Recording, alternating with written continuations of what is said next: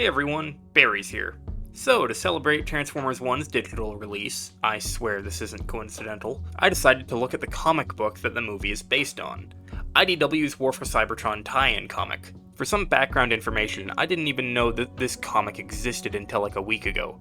But as it turns out, it was made over 10 years ago to tie into the War for Cybertron video game when that was first coming out. Feels like yesterday. Anyway, the comic is super interesting as there's a whole lot of information we get given, along with seeing Megatron's origins and trial, hints of Optimus' leadership, and the very first shot that would start the Civil War. So, the comic opens with the trial of Megatron, summoned by the High Council, including members such as Halogen, Contrail, and Divetrain. Wow, you can really tell which kind of character gets toys and which one of them gets a single comic book panel appearance. Megatron of Kaon has been accused of kidnapping Sentinel Prime. Right off the bat, I need to clarify something when it comes to the lore here. I was under the assumption for the longest time that Sentinel Prime and Zeta Prime were the same character in the Cybertron universe, considering the fact that the TF Wiki page directly says so. However, it is here stated that Sentinel Prime is actually a different character entirely from Zeta Prime. What this means is that during the Age of Wrath and the Golden Age, Zeta Prime wasn't acting alone, as Sentinel Prime likely held a significant amount of power during these events. It is safe to say, however, that Zeta Prime was very important during these times, as we'll find out later that Zeta Prime actually held more power than Sentinel Prime did. This is just yet another moment I'd like to point out that the TF Wiki has been wrong about something. They've been wrong about a whole bunch of stuff when it comes to the aligned continuity, so this is just another one to join them. Why not? Hey, you know, TF Wiki, you're great, but you're not always that reliable. Anyway, Contrail swears in Megatron, whose legal counsel consisted of Senator Soundwave, Shockwave, and himself. Megatron begins trauma dumping his past, being a minor bot beneath Kaon, born without a name. His fellow miners only called him by the sector he conducted demolition operations within, D-16. It wasn't much of a name, but it was his, and he felt so honored to have a name that he painted it onto his chest. D-16 would spend his life after the Age of Wrath within the mines, when one day he would find himself viewing his first illegal gladiator match within the pits of Kaon. D-16 would become enthralled with the gladiators, eventually becoming one himself and spending more time fighting and killing than mining. Megatron explained to the High Council that the crowd that had gathered to watch his trial had probably seen more Cybertronians die in the pits than any of them in the Wrath War. He then described his philosophy, which I will now proceed to read verbatim, considering I don't think I can do it justice otherwise. Our lives are worthless until we decided they had worth. We, the lower castes. We, the bots who die in subsurface mills and factories creating all of the things that you up here take for granted. We learned that we were individuals by facing off against each other in the gladiator pits in Slaughter City and Kaon. And how did we know we were individuals? We knew we were individuals because as we killed our opponents in the ring, we saw in their deaths the realization that they were individuals. And so we knew that we were too. In killing, we understood life. In being the most disposable of commodities, a gladiator whose remains are thrown into the junk pile to be picked over and scavenged. The healthy pieces sold off to brokers in Iacon and Crystal City. In being disposable, we learned that we had value.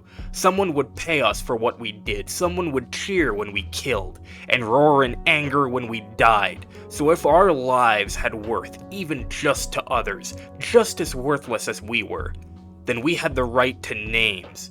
Every Cybertronian has a right to a name, and a right to be heard. This is the clearest look that we get into the philosophy of Megatron, his ideals, his goals.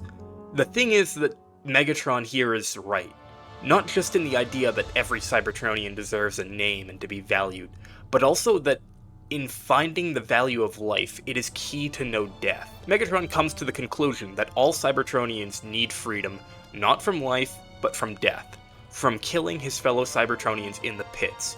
When Megatron kills someone, he doesn't see them as worthless, as just someone in his way. He sees them as a living individual.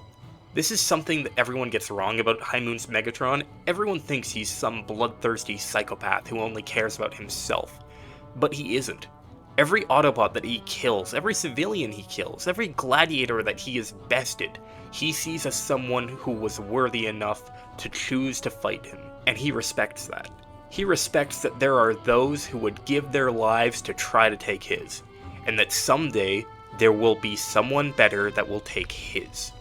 This isn't the philosophy of some great tyrant. This isn't nihilism. This is freedom in its most pure form. The freedom of life to be given and taken at someone's will. Megatron then thanks his friend Orion Pax for persuading the High Council to hear his words, to which Divetrain corrects Megatron, saying that it is both Orion Pax who persuaded them, along with Alpha Trion, who we will get to see later on. Divetrain then asks Megatron if by naming Orion Pax, if he is implicating him in the many crimes that Megatron has now committed. Here we get to learn of the Rebellion's terrorist attacks, such as the invasion of Alifex, the attack on the Smelting Pool Estates in Polyhex, the bombing of 6 lasers over Cybertron, the destruction of the arms plant at Blaster City, and the kidnapping of Zeta Prime. Divetrain asks Megatron if Orion and Megatron truly had nothing to do with the Decepticons' terrorist attacks, to which Megatron notes the interesting usage of the term he coined. The High Council and other Cybertronians have repeatedly said that Megatron's words are deception, and if that term is to be laid at his feet, then Megatron shall gladly accept it as the moniker of his rebels. Megatron explains that sometimes deception is necessary, when those who should listen to truth do not, and they have been forced to see their own lies for what they truly are. After Megatron finishes his speech on deception, the High Council calls upon Sigil, a Cybertronian representing the People's Guild. Sigil explains that if one criminal, one killer, can undermine what their god Primus decreed when he created the planet and its people, if every criminal action could threaten to upend Cybertronian civilization, then he fears for the future of that civilization. Halogen thanks Sigil for his words, then calls for Orion Pax to present himself as a witness. A horrifying-looking Orion Pax then steps forward. Seriously, seeing War for Cybertron's Optimus design with a mouth is quite possibly the grossest thing I've ever seen, and I've watched a lot of Live Leak videos. Orion begins by saying that Megatron's words may be harsh, but they are true. If his words sounded of anger, it is because that anger is born of love for his fellow Cybertronians. He then decries the recent terrorist attacks, but notes that they are only a symptom of the real problem that the Cybertronians feel, knowing that they are forever held back from their true potential due to the constraints proposed upon them by the functionist government and caste system. He notes that during the Wrath War, the Cybertronians were united against the Quintessons. High Counselors fighting alongside miners, data clerks fighting alongside smelters, the Cybertronian people were united. But once the war ended and the brief Golden Age had come to pass, those same Cybertronians were divided. Half of them used to prop up the other's lavish lifestyle. For every beautiful city like Iacon, Crystal City, or Tiger Pax, there was a vile place like Kaon, Slaughter City, or Blaster City. This divide was caused by the guilds of Cybertron and the tyrannical primes, noting that there can be no true peace under their tyranny. The time has come for all Cybertronians to be united under a new prime, one that would fight for their freedom. A new prime that would recognize them all as autonomous robots owned by no one but themselves. All Cybertronians must rise up and claim their freedom, and the High Council would need to choose a new prime soon, and choose well, for the fate of Cybertronian civilization was at risk. The High Council recognized Orion's words, noting that Zeta Prime is not present at what is the trial of the century, a trial that may decide the future of Cybertron. Orion's call for a new prime is noted, and the High Council decide that the bot who finds the Matrix of Leadership shall be granted the status of prime, and Halogen names Optimus as his hope for a next prime. Optimus denies the responsibility, seeing himself as an unworthy desk clerk, to which Megatron notes his humility. Megatron then accuses Optimus of betraying him and all the other Cybertronians gathered, saying Optimus Prime came bearing a false peace flag, seeking to use Megatron's extremist views and alter them to be more digestible, as his way to gain favor with the High Council. Optimus denies this accusation, saying that he believes in Cybertron, in the history he so often finds himself reading as a data clerk, in the people, in the idea that someone will light their darkest hour. Gotta just break this moment to note the fact that the comic book just then randomly shows the fact that Megatron crucified Sentinel Prime in a cave. I have no more words for that, just look at it.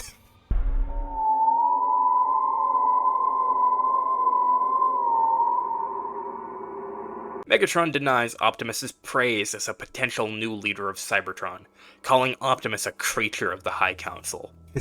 That's funny, I'm gonna use that as a slur to call people who work for the government. Megatron tries to convince Optimus that the High Council are only trying to nominate him as a prime to further divide them, and to control Optimus. Megatron declares that he is the true leader of a free Cybertron, that he is the creator of the Decepticons, that he was the first to rise against the High Council, that only he is worthy of leadership. Halogen interrupts Megatron, demanding him to yield, to which Megatron quickly forms his iconic fusion cannon, and fires at Halogen, the very first shot that would ignite the Cybertronian Civil War, the very first shot, and it was fired by Megatron's iconic cannon. Megatron kills Halogen, declaring that the chamber no longer belongs to the High Council, that they have betrayed the very ideals which they, the High Council, themselves proclaim. The courtroom erupts into chaos. Decepticons fight Autobots in the wake of the single gunshot heard around the planet.